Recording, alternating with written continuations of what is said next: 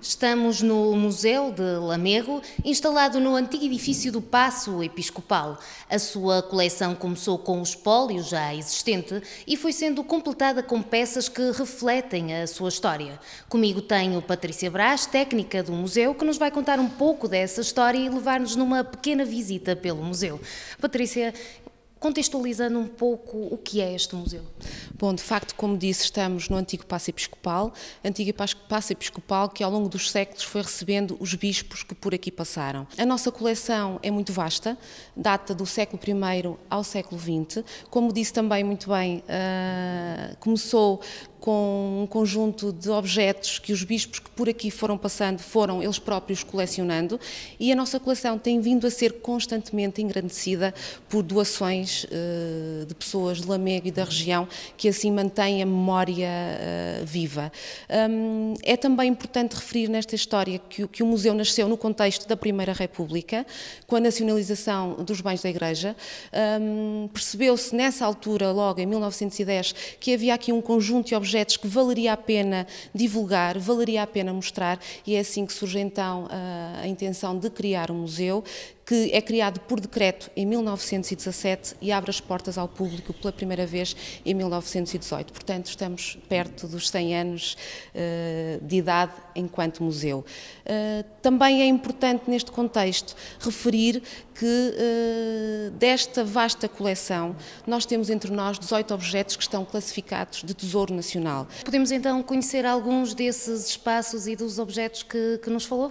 Sim, podemos começar precisamente pela Arca Tumular. Nesta sala temos então um dos 18 tesouros nacionais do Museu de Lamego, esta Arca Tumular datada do século XIV e uma das mais emblemáticas da arte funerária portuguesa. É uma Arca Tumular que se destaca, de facto, pela sua decoração. Aqui terá estado tumulada uma senhora que se chamava Dona Teresa Anos de Toledo, que era casada com o conde Pedro Afonso, filho ilegítimo do nosso rei Dom Dinis. De facto, é uma cena de caça ao javali que nós podemos ver na decoração desta arca tumular, que, segundo a tradição popular, nos diz que serviria para diferenciar classes sociais, nomeadamente a nobreza. No entanto, estudos mais recentes vêm levantar algumas dúvidas e algumas questões sobre esta leitura e ainda aguardamos alguns desenvolvimentos para que possamos então avançar outras hipóteses para esta arca tumular. Mais à frente temos um cruzeiro que está classificado de imóvel de interesse público, uma peça muito importante também que faz parte da nossa coleção. E agora convido-os a subir comigo até ao primeiro piso, onde iremos ver mais alguns tesouros nacionais do Museu de Lamego.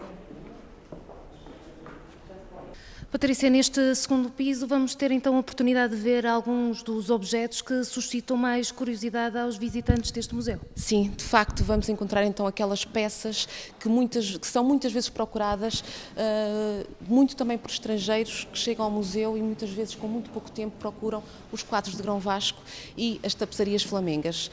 Nesta sala podemos então ver as 5 pinturas que restaram do conjunto 20.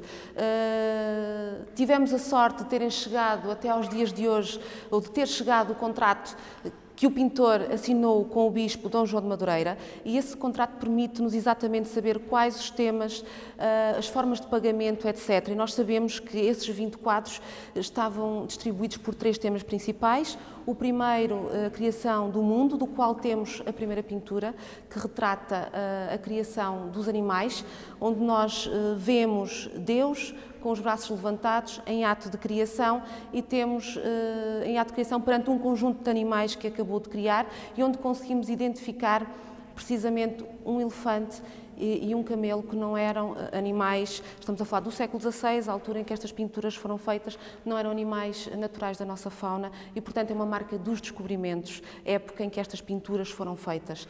Temos também outro tema que intermédio que tratava de Adão e Eva e da expulsão do paraíso. Desses 6 quadros não temos nenhum exemplar e finalmente tínhamos outra temática que era a Natividade e o Nascimento de Jesus. E dessa última temática temos os últimos 4 quadros. Temos a Anunciação do Anjo a Nossa Senhora, que podemos ver no segundo quadro. Ao centro temos a Visitação, de seguida a Circuncisão e no final a apresentação do Menino Jesus no templo. Cabe-me dizer que Vasco Fernandes era um pintor extremamente realista, um pintor que atribuía valor tátil às suas pinturas e, portanto, nós, quando olhamos, quase que sentimos as pinturas como um prolongamento do nosso próprio espaço. Estamos então na Sala das Tapeçarias, também elas tesouros nacionais do Museu de Lamego, peças que foram adquiridas por 2 bispos que passaram aqui pelo então Paço Episcopal, bispos que eram homens cultos, mas também tinham poder de compra. As tapeçarias, estas são tapeçarias do século XVI, de fabrico de Bruxelas, e no século XVI, onde se faziam as melhores tapeçarias do mundo, era de facto na Flandres. Tapeçarias que eram muito pretendidas pelos portugueses de então, aqueles que tinham efetivamente poder de compra, porque elas tinham diversas funções. Em primeiro lugar, como podemos aqui ver, eram excelentes peças de decoração e serviam também para contar uma história. A maior parte das pessoas não sabia ler, não sabia escrever e era uma forma universal de chegar através da imagem. Elas tinham diversificadas funções, por exemplo, o dote das princesas do Renascimento incluía sempre um conjunto de tapeçarias e quando falo em conjunto é porque de facto elas eram feitas em conjunto para de facto conseguir transmitir essa mensagem. Posso também dizer que temos no Museu de Lamego uma das melhores coleções de tapeçaria dos museus do Estado, o que faz com que muitos dos nossos visitantes e muitos dos visitantes estrangeiros, que muitas vezes vêm com o tempo limitado, venham especialmente para ver as nossas tapeçarias. Patrícia, estamos quase a terminar esta pequena visita. De facto pequena, porque o museu tem muito mais para ver. Por exemplo, esta capela é uma das capelas que temos do extinto Convento das Chagas de Lamego, a capela de São João Evangelista. Portanto, há muito mais para ver e eu aproveito esta oportunidade para deixar o convite para amanhã, não só amanhã, mas em particular por ser o Dia Internacional dos Museus. Vamos estar abertos das 10 às 23 horas, em contínuo, sempre com atividades e, portanto, teremos todo o gosto em receber todos aqueles que queiram vir até nós.